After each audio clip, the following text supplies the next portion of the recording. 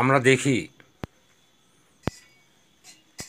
যে সমাজের মধ্যে যখন বিচার আচার হয় তখন দেখা যায়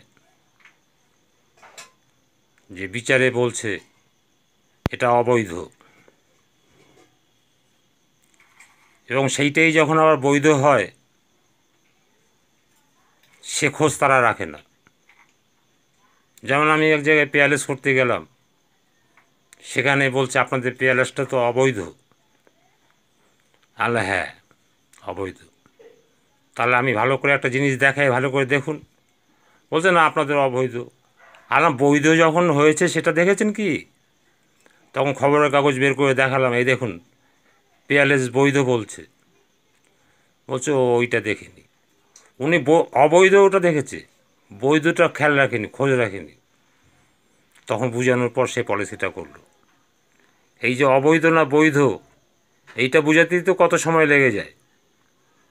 তাহলে কত ট্রেনিংয়ের প্রয়োজন আপনার।